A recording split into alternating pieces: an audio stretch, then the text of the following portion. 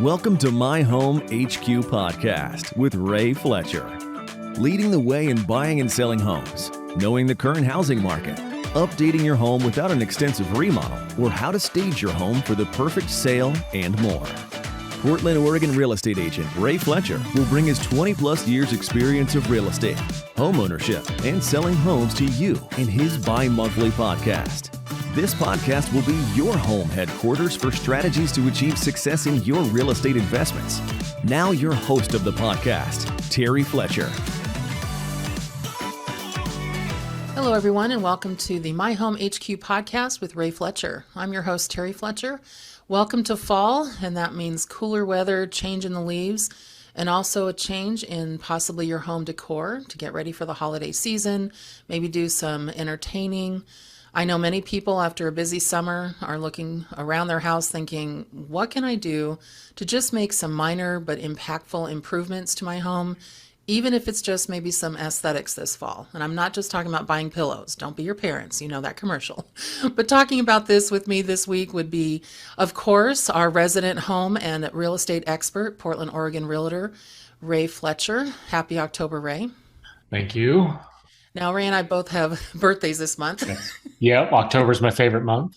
Yes. Not really. We have birthdays that are within 3 days of each other. And of course, yes, we are siblings. So happy for right now, especially when Ray's hitting a big number, is stretching it. But we're definitely going to be doing some celebration, probably in our homes. And in saying that, it's nice to have some things done to refresh the space. So Ray, I wanted to talk to you about that. Only because I know that you just had a pretty big kitchen remodel, you know, that I just put in a pool. But what can be done on a smaller scale to reflect that somebody's upgraded a space and, you know, maybe somebody's walked into a house that they've been to before and thought, oh, this looks really nice. I've got a couple of ideas, but you tell me what you think. And the first one that comes to mind is painting. Yes, that's probably number one. A lot of these homes have had, whether they're from 2006, they probably still have that original tan Tuscany feel. People, believe it or not, are starting to veer away from gray. I personally still like it, but really? So now just bright, white. Grays obviously still work, but people are just now going to white, and anything you can do to brighten it up. And that's the one of the best refreshers you can do is that. And then, and secondly, some things that people don't think about, have it professionally cleaned. There's something to that. And even more importantly than that is get your windows cleaned. Look out your window right now. And you're like, yeah, the outside of the window probably could use a cleaning, and that will make that window look new again. It's actually shocking how, we may not think about that. And if we do get our windows cleaned regularly, normally it's just the inside anyway. So that's true. And actually, it's funny you said that because I just looked outside my window. I'm like, oh, okay, yeah, I just wrote that down. I'm like, I need to get my windows clean. Well, it's funny because when I lived in a condo, and now we're obviously back in a single family home, I had a window guy that came, and unfortunately he was very smelly. So we didn't want him in the house because we didn't want to walk by us. It was the sweating problem. But great window cleaner, but you just forget about the outside. And when you mentioned also do a professional cleaning. Now I have housekeepers that come every other week, but I look around sometimes, even though they do a pretty good job on your day-to-day stuff, baseboards, wiping down, handles on doors and things like that, and cobwebs. And I don't know, it's like they miss some things once they get kind of complacent in doing your house every other week or whatever. That's very true. They do get comfortable, and we just hired one ourselves, actually. And she comes every other week, and every time she's done, she's like, how did I do? Or keep me posted. And I always feel bad of saying something. So I know, me too. So I leave it up to Lynn. I'm like, you're going to have to talk to Lynn about it. And because Lynn's coming home to me going, why didn't she do this? I'm like, go ask her. And so actually, it's funny that Lynn actually met with her, and Lynn goes, well, do you do windows? So, and she does, she's like, sure. Which was not real, but she did. She does the inside windows now, and that's a big deal, and that's what's making the difference in how it feels when you come back to a clean home. It really does. I love this. I know this sounds bad, but every 2 weeks, I love the smell of Clorox. You walk Sure. in and you just know somebody's been there washing your floors and, really just, scrubbing everything. Not that we don't maintain it during the time they're not there, because obviously you have to clean bathrooms every other day and things like that. But Yep. it's amazing when you can have that professional cleaner come in and just what they do, and they make things really shiny. And it's amazing how much dust you don't miss once they've left. You're like, oh, and they do, window seals and stuff. But Ray brought up a good point. They clean the inside of the windows. If they don't do the outside, you still have outside dirt. Yep. Oh, Very you can true. see it. So, talking about the painting, should it be done professionally or the DIY people? And, to add to that, if they just want to, because obviously painting is going to be your lowest cost thing to do if you do it yourself. But me, I hire everything out because I can't do that kind of stuff myself and make it look good. Would you recommend maybe putting in, I know you used to have one, I don't know if you still do, an accent wall, or, should they start maybe painting a bathroom? I like my bathrooms stark white. A living room, or should they get trendy? What would you recommend as far as painting? So first of all, yes, do it yourself unless you are going to be doing trim, because the trim actually needs to be sprayed. It's really difficult to get that original looking trim. And because traditionally trim is a different type of material than just your basic wood, it's not going to, the paint's not going to lay as flat. So if you're just doing walls, 100%, give it a shot. If you can afford it, then obviously have somebody else do it. But if we're on a budget, we're just trying to get kind of a new look, then yes, just paint. Accent walls, that's a hit or miss. They kind of have ran the course. We had one for many, many years and we got rid of it. And at first, I was like, this is great. It's so much brighter. But now it's been a month or so, and we are now talking about going back to it, just because it does completely change the room. But now it's a matter of figuring out what color, because again, you're only going to you don't paint your rooms. Well, most people do not paint the rooms every season. You do it once every 3 to 4 years. I mean, for us, we're once. I mean, again, we painted the whole house one time inside, Exactly. and that's since '06. So we've done a couple rooms here and there, but just once. So accent wall, I think I would do it based on just your preference of what somebody just wants. Now, are we talking about selling the home and we're doing this to sell the home? No, I would just keep it all one color, because you do not want to base your opinion off of what somebody else may want. And all one color is more than fine. And it's cheaper. I mean, it's easier. You're not mixing up different paints. You're not cleaning and starting over. And it's quicker, it's easier. And I would skip the accent wall if we're just talking about prepping the house, updating it a little bit for selling. Now I have a question, and you've been into so many houses, you probably can't even count how many houses you've been into between selling and buyers and all that kind of stuff. Here's something, and I'm going to ask you to give some expertise here on this too, based on what you've seen, to listeners. If they have colored walls and they're doing it themselves, they do need to prime, right? And if it's a red Yes. wall, it won't be white. If you put white on, it'll be pink.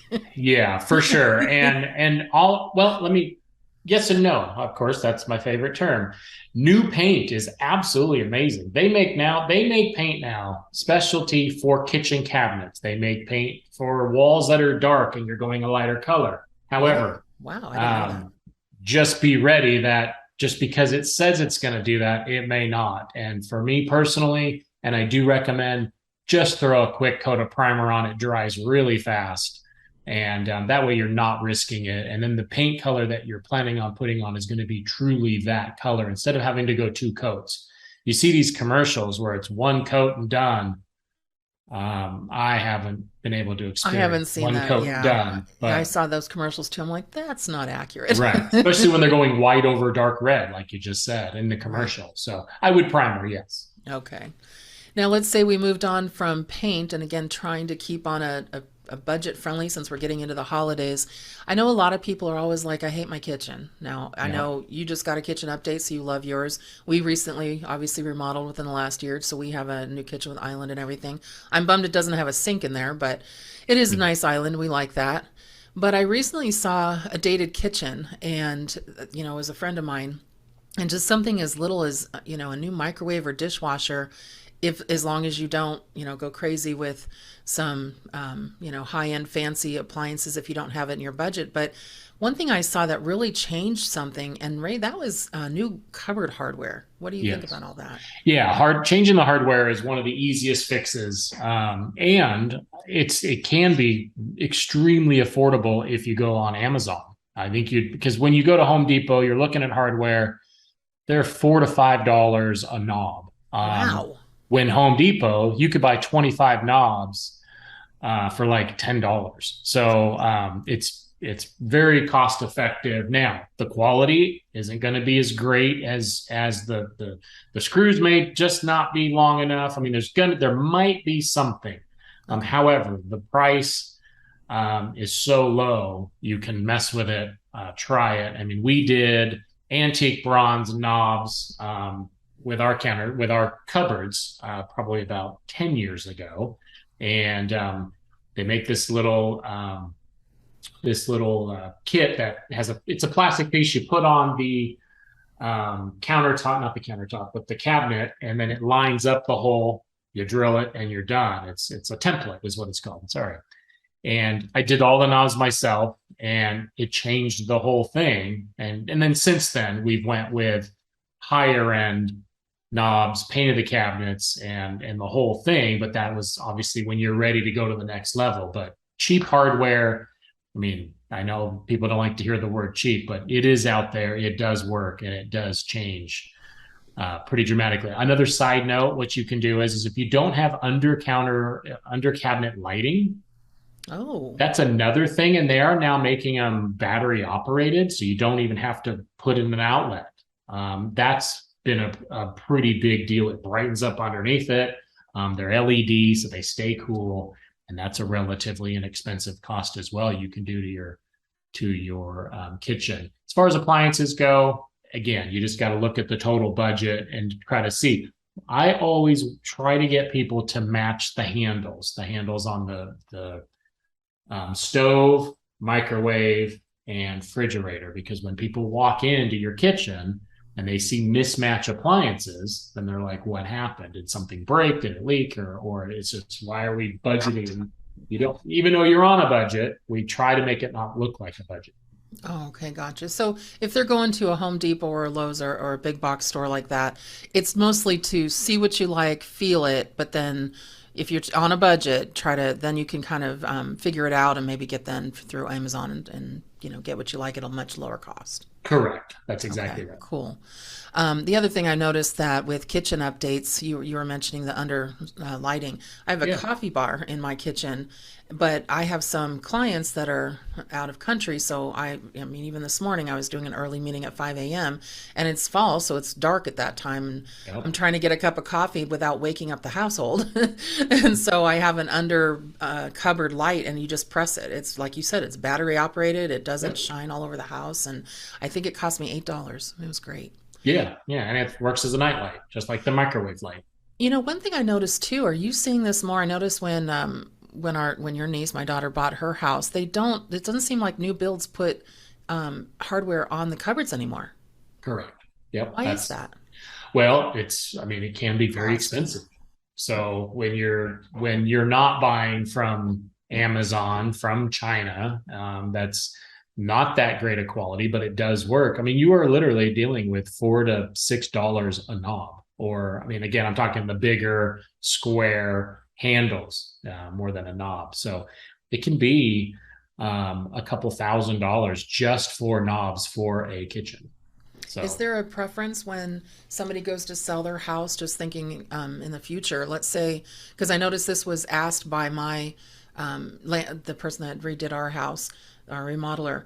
He asked us, and I didn't even think about this, for our doors, because we kept the doors, but we wanted the knobs changed out. He goes, do you want levers or do you want the door knobs? Didn't even occur to me. Right. That's just going to be a personal preference. Most people don't bring that up when they're looking at a place going, oh, this has the wrong doors. Personally, though, when I am looking at a house, I do look at finishes and doors and things like that. If it's a really expensive home and we're trying to build the value, and it's like, oh, these are solid core doors, higher end knobs or handles. I mean, you can tell by the feel when you're walking through the home. But in the kitchen, it's usually, if there isn't any knobs in your hand, there's obviously a little cup holder or a cup that goes underneath the door that you open it. They still make it to where you can open it, but it's just it's kind of a pain. Yeah. Yeah. So let me move on to the bathroom. So one of the things that I noticed was inexpensive compared to what I thought it was, because I think sometimes in our minds we think, oh, I can't do that because it's really expensive, but we never actually check. It's kind of like, seeing a food on TV and going, I've never eat that, it's gross. And somebody's saying, have you ever tried it? No, but I know it's gross. It's like you have to at least look and see what it costs. But one thing that, and this, you'll find this funny, maybe not, but you are over 6 foot. So, you know the height of a toilet can be an interesting thing. We visit our friend's house, and our one friend, her husband is 6'5", but she is 5'1". So she doesn't notice. But when you use the guest bathroom, I feel like I'm sitting on the floor. Yeah. And there's new comfort height toilets, which I love. And they're only about $300. They have, and soft closing lids. Now that comes with that, but if you're going to change something out in your bathroom, those are only $25. So you're not slamming and breaking your porcelain lid. What do you think about changing out toilets? I mean, I realize people don't even think to do that, or even toilet lids to update, but I don't know. I kind of like that idea. Yeah, for sure. And it's not just changing them for the height level, which is extremely true. My house, built in '06, has some of the lowest toilets. I didn't even realize it. We replaced the one in our downstairs bathroom, and I was like, okay, this is weird. So now we are replacing the other two. It's not just that, but there's also an efficiency level. And now every toilet's more efficient, less water, stronger, and all that stuff. And Home Depot sells a really good Hoffler higher end toilet for about $200. I mean, it's even less than, well, again, this is Oregon prices. With your tax, it's probably $300. And then installation, just finding a local handyman. You could do it yourself. I don't like to mess with plumbing, just because you're dealing with water, and if you spring a leak, well, that's a problem. But the whole package of getting a toilet installed is traditionally less than an hour. And if your handyman he charges $100 an hour, you can have a new toilet put in for $350, and that's a big deal, and it's very, very noticeable. Well, it's funny because, like you said, you didn't notice until you change them. And so, and I always keep referring to Summer's house only because it was a new build, and it's been a long time since I've seen that. But even in other homes, when I went to visit her the first time, I'm like, Summer, we got to change out your toilet. She's like, why? And I'm like, you like them? She goes, they're fine. They're white. And I'm like, oh boy. I said, because they're too low. And Tom's like, they are kind of low. And she goes, I don't notice. And then Christian, again, who her husband, he's 6'3", and he's just like, they're kind of low, but I figured that's what all toilets are. So I said, I'll buy. How funny is that? Not I'll buy dinner, I'll buy your toilets. Right. So we put and Christian put him in himself. He's actually quite the handyman. And he said, they were so funny to me because they called laughing on the phone saying, okay, you're going to find this funny. You know, the toilets you just bought us? Well, they arrived, Kohler. And our friends are like, oh, we love the height of your new toilets. And I'm like, what? She goes, we noticed, everybody noticed. Christian's like, I didn't notice until we got new ones, and now it's great. So I just thought that was funny. Yeah. It's something people don't think about, for sure. Yeah, it definitely parts the seas.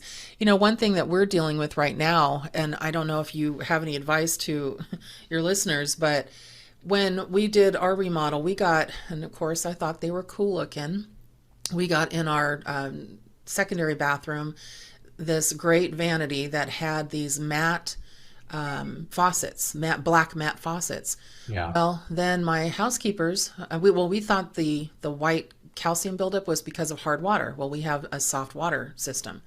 So that wasn't it. But then my housekeepers, I guess the cleaning product they were using started chipping off all the paint. And I'm just like, oh, you've got to be kidding me. But from then what I'm told from a lot of people is that some of that matte painted faucets, that's just how they are. So we bought some new oil rub bronze waterfall faucets, and they were, again, Amazon.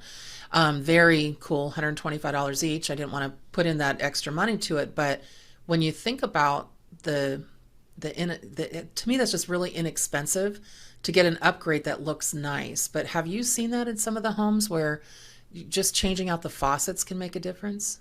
For sure, for sure. And natural wear and tear is what you're trying to change the look of your place. I mean, again, all of us, I mean, homes get beat up on, whether it's kids, friends, family.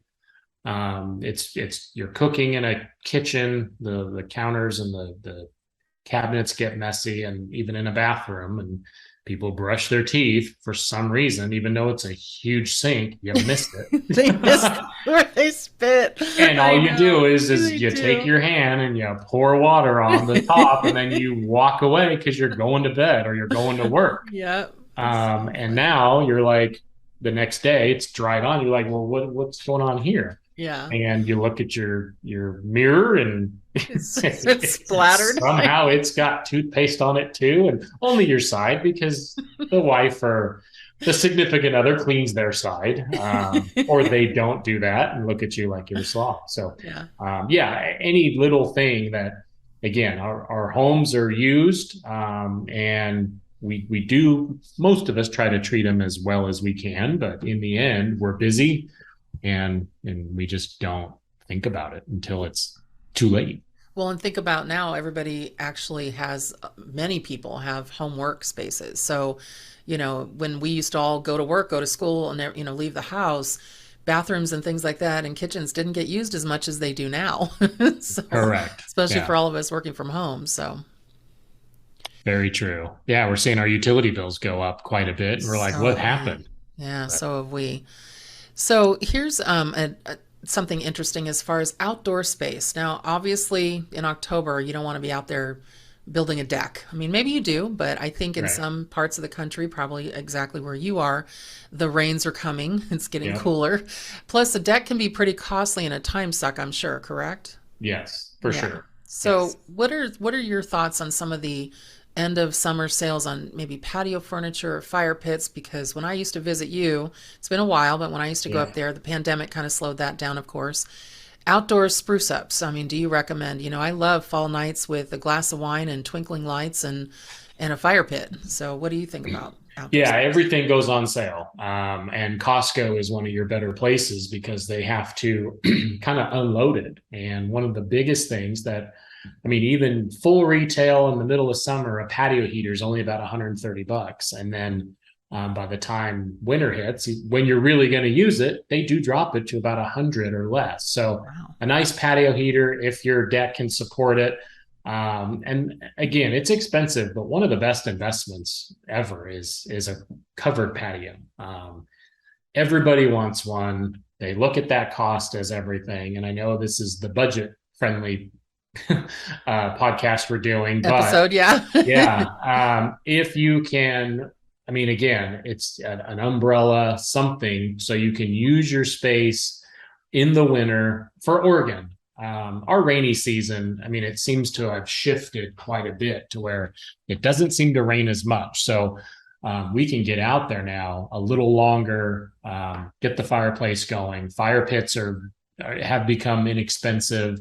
And a nice umbrella, if you can somehow create covered space so you can use it longer, is really, really important. Oh, that's great. I love outdoor space, especially when it cools off. Where I live in California, we're in the Riverside area, and then, some of our friends have moved to Arizona. We live for fall, so because it gets really, really, really warm. But that outdoor space can be so nice if you really use it. And I think it's important too that we are so, I was actually just doing a webinar this morning, and actually it turned into a podcast on mental health and trying to take those breaks and get away from your devices and the TV and, just all of the overstimulation that we have on things that have to be work and everyday things. So having an outdoor space that you can kind of go relax on it, in the evenings is actually pretty nice. So I'm going to wrap this up with holiday decorating. So let's say you're a homeowner and you're like, you know what, I'm going to put my house on the market. You're probably like, okay, let's talk about decorating for the holidays. Go. Right. Yeah. So very neutral stuff. I mean, I know people really get excited about Halloween, and you have fall, and then you've got all the holidays coming. Very just neutral. Wait, I just heard what you said. I was thinking Thanksgiving and Christmas, but you think it's bad to have maybe a dead zombie in the middle of the living room for Halloween? Correct. Yeah. You can't sell your house that way? Yeah, for sure. I've got some weird little creepy guy that my neighbor used to not come. We would all carpool to school, and I would take them sometimes. She would not come over during October because he would be out. So just very neutral, keep it simple, couple of fake pumpkins, gourds, things like that. And if you can get real ones, of course, they do look good, but you have to be careful. We do get a lot of gnats out here. So, but very neutral. That's always the key. And then, of course, as always, less is more. Right. So candles, maybe something, Correct. maybe change out kitchen towels or something just to make it look like a little bit of pop and festive, but nothing over the top. That's correct. And you agree with that with Thanksgiving and Christmas too? Have you ever, well, this is probably a stupid question, but not have you ever, when you've sold houses in the holiday season, have you ever had somebody turned off by the decor? No, not really. No, when buyers and sellers are looking November, December, January, there's some desperation because those are major holidays. People are very, very busy trying to visit friends, family, end of the year work stuff, deadlines, things like that. And so if you're out looking, you are needing to move. Things are either going very well or not going well at all, and you've got to make a big change. And so you're looking very intently. Sellers are selling very intently. And everybody's looking past a lot of factors. I've had some of my best years in December, just because the motivation level is really, really high. So because it's traditionally slower, but those few buyers that are out there, they're raring to go. It's just like the end of summer when school's about to start and people need to get their kids situated. And so they're very motivated times of the year. Yeah, I've noticed that usually people who are buying in the last part are trying to sell people who've actually had a job change or, something just popped up, like a new build or they have to move out of state. So like you said, there's a little bit of desperation there because they have to find something or they've got to sell something. So yep. I was curious about that. Well, thank you, Ray. This has been a great episode. I think everybody hopefully gained some insight from your preemptive cautionary insights as far as how to, on a budget, go ahead and spruce up your space, making sure that you're not overspending, but also making sure that you're making it neutral, not just cost friendly, but people friendly when they come in. So thanks for joining me today as always, and hope to see you again on the next episode of the My Home HQ podcast with Ray Fletcher. Thank you for listening to My Home HQ podcast with Ray Fletcher. Drop us a rating and review on Apple Podcasts, Amazon Podcasts, Stitcher, Spotify, or wherever you listen to podcasts. Check out our website and blog at www.rayfletcher.biz or contact Ray directly at realtorrayf@gmail.com to also subscribe to his weekly newsletter.